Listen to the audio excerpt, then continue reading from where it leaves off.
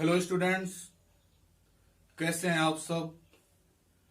सर्वप्रथम गंगोत्री देवी intermediate college के class 9th के सभी छात्रों का मैं वेलकम करता हूं और मैं सारे बच्चों को आज क्लास 9th के साइंस के हमारे आसपास के पदार्थ को समझाने जा रहा हूं।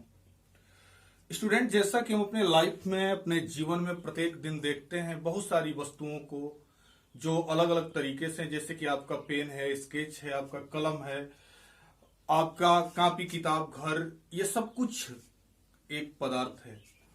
तो हमारे आसपास यानी जहां हम रहते हैं उसके चारों तरफ कोई ना कोई पदार्थ होता है। तो सबसे पहले स्टूडेंट हम पदार्थ का डिफिनीशन समझते हैं। तो स्टार्ट करते हैं। आप लोगों को मैं टॉपिक वाइज सारी चीजें पढ़ाऊंगा जिसका आपको नोट्स बनाना है और साथ ही सारे डिफिनीशंस को याद करते भी चलना है। तो सबसे पहले मैं पदार्थ का डिफिनीशन बताता हूं जो मैंने ब्लैक बोर्ड पे लिखा हुआ है, आप लोग इसे कॉपी कर लीजिएगा। पदार्थ वह होता है जो स्थान घेरता है, जिसमें भार होता है तथा जिसका ज्ञान हम अपनी ज्ञान इंद्रियों द्वारा प्राप्त करते हैं। पदार्थ वह होता है जो स्थान घेरता है, जिसमें भार होता है तथा जिसका ज्ञान हम अपनी ज्ञान इंद्रियों द्वारा प्राप्त करते हैं। स्टूडेंट्स, ज्ञानेंद्रियां क्या होती हैं? जिनके द्वारा हमें किसी चीज की फीलिंग हो। जो हमारे शरीर में 5 होती हैं जिन्हें हम आंख, कान, नाक, जीभ और त्वचा के नाम से जानते हैं। वैसे अगर देखा जाए स्टूडेंट तो हमारे आसपास, तो स्टूडेंट्स हमने पहली वीडियो में पदार्थ का डिफिनीशन समझा था। अब हम पदार्थ की अवस्थाओं को समझते हैं। पदार्थ की मुख्यतः 3 अवस्थाएं हैं जिन्हें हम क्रमशः ठोस, द्रव और गैस के नाम से जानते हैं। स्टूडेंट्स, ठोस क्या है?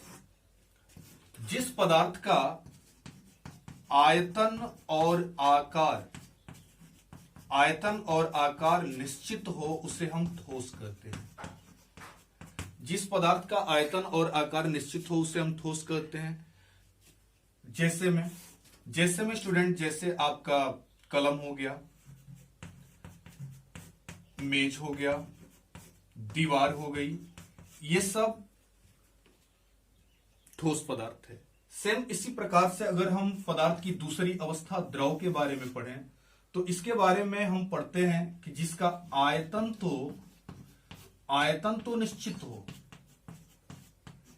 लेकिन इसका आकार अनिश्चित हो, तो इसे हम कहते हैं स्टूडेंट द्रव। जिसका आयतन निश्चित हो और आकार अनिश्चित हो तो इसे हम द्रव कहते हैं।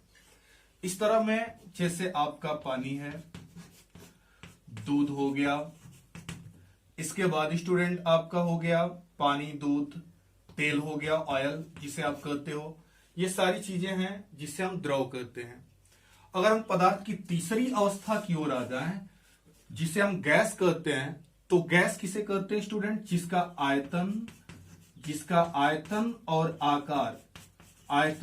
आकार ये दोनों ही अनिश्चित हो उसे हम गैस कहते हैं। वह पदार्थ जिसका आयतन और आकार दोनों अनिश्चित हो उसे हम गैस कहते हैं। गैस के रूप में जैसे आप ऑक्सीजन जो श्वसन क्रिया में लेते हो वह है, कार्बन डाइऑक्साइड जो छोड़ते हो वह है, साथ ही स्टूडेंट आपका धुआं हो सकता है, ये सारी चीजें हैं। तो पदार्थ की 3 मुख्य अवस्थाएं हैं जिसे ठोस, द्रव और गैस के नाम से, सॉलिड, लिक्विड एंड गैस के नाम से जानते हैं। इसके अतिरिक्त आधुनिक मॉडर्न साइंस में 2 पदार्थ की और अवस्थाएं खोजी गई हैं जिन्हें हम प्लाज्मा और बोस-आइंस्टाइन कंडेंसेट के नाम से जानते हैं। तो प्लाज्मा और बोस-आइंस्टाइन कंडेंसेट को हम नेक्स्ट वीडियो में आपको समझाएंगे। एक बार ठोस, द्रव और गैस के बारे में फिर से समझ लीजिए। जिसका आयतन और आकार निश्चित हो उसे हम ठोस कहते हैं, जिसका आयतन निश्चित और आकार अनिश्चित हो द्रव कहते हैं, और जिसका आयतन और आकार दोनों अनिश्चित हो उसे हम गैस कहते हैं। तो स्टूडेंट, नेक्स्ट वीडियो में हम प्लाज्मा और बोस-आइंस्टाइन कंडेंसेट समझाएंगे।